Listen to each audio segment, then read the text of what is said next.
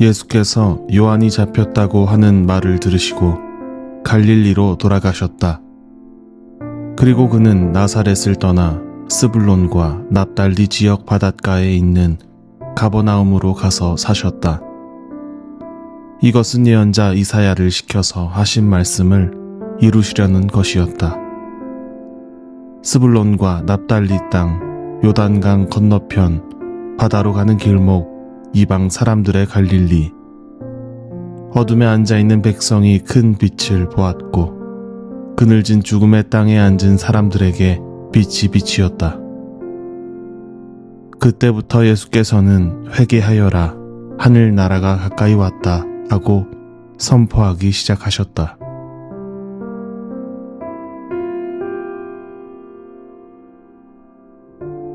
마태복음서 4장 12절에서 17절까지의 말씀입니다.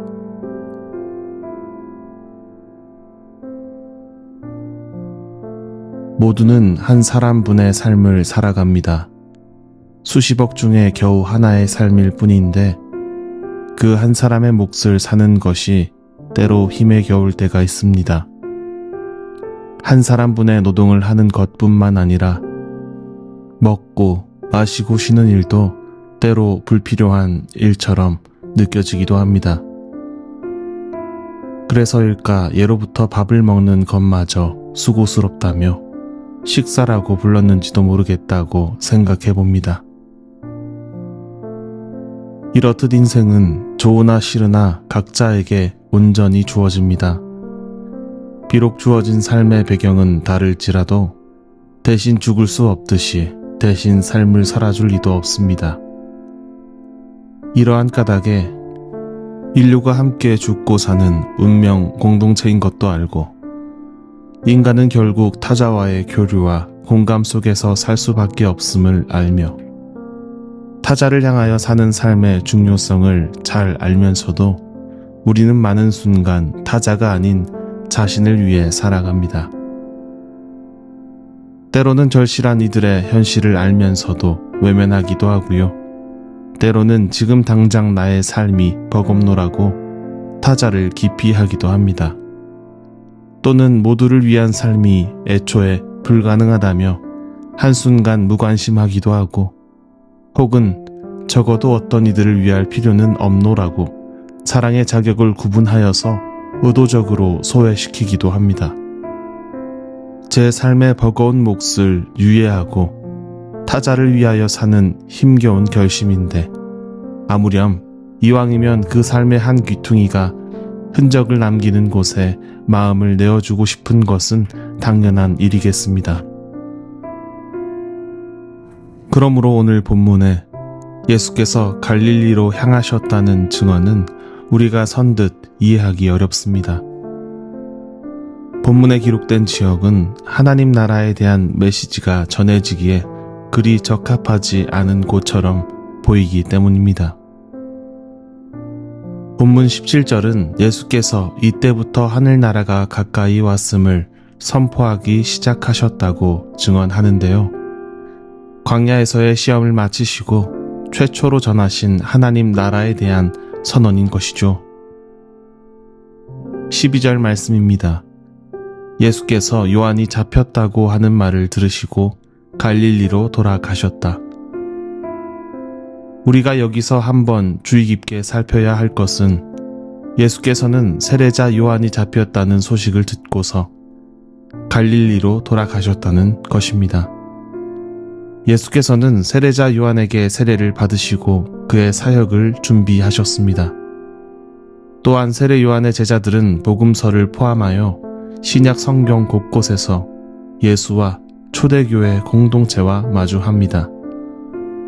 이러한 지점을 볼 때 어떤 성서학자들은 예수께서 일정 기간 동안 세례자 요한에게서 가르침을 받을 가능성을 제기하기도 하지요. 우리는 비록 그 가능성의 시비를 분명하게 가릴 수는 없지만 적어도 그 가능성과 근거가 되는 본문은 우리에게 세례자 요한과 예수께서 일회적 만남 이상의 밀접한 관계에 있음을 가르칩니다.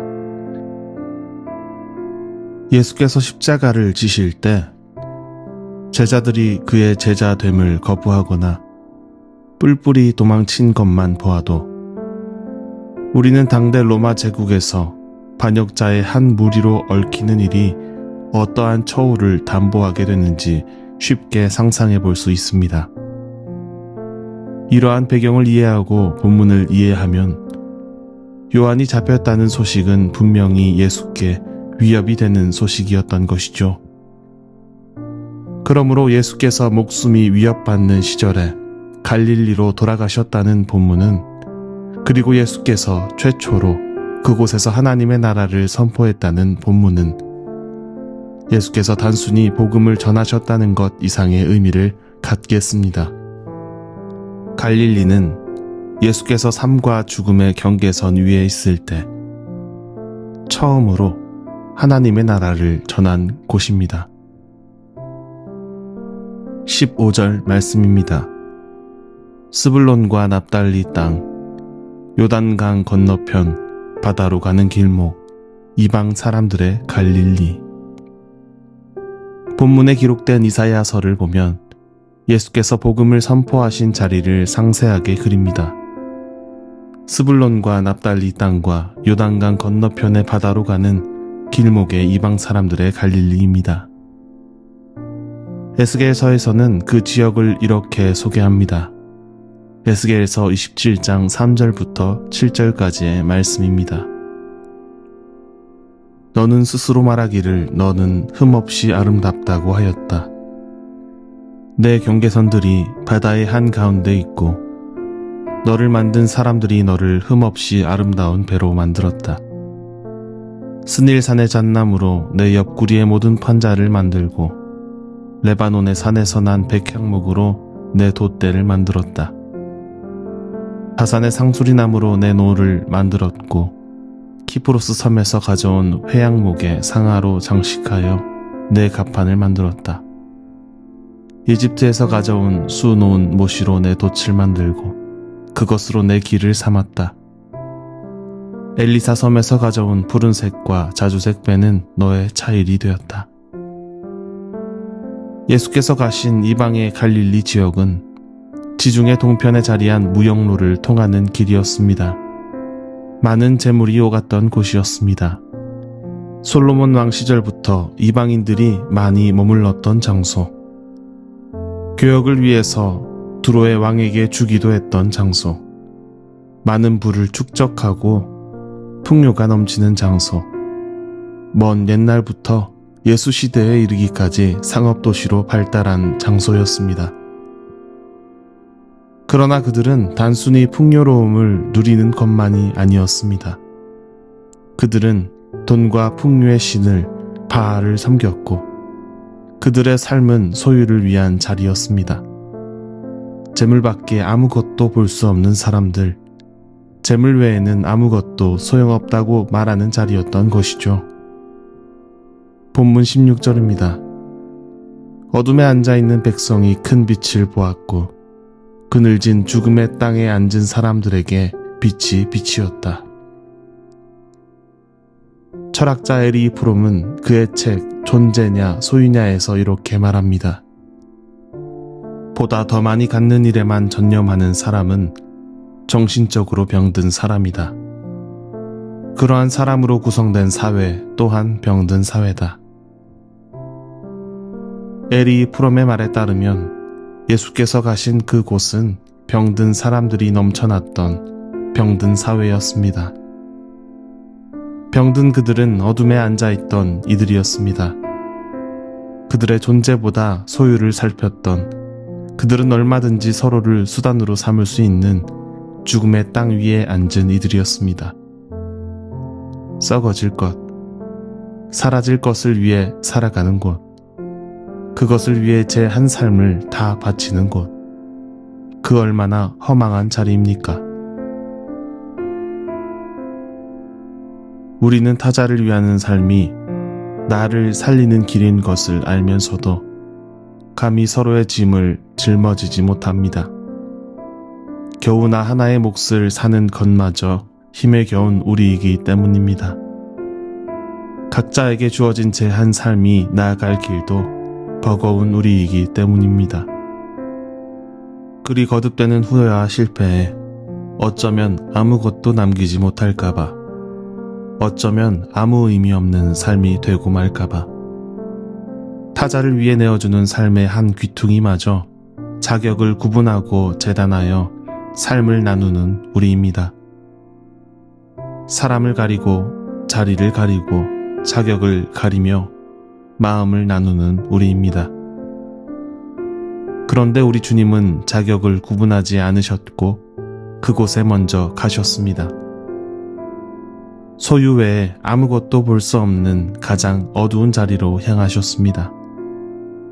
허망하게 썩어질 것만 모으는 죽음의 땅으로 향하셨습니다. 그리고 그곳에서 하나님의 나라를 선포하셨습니다.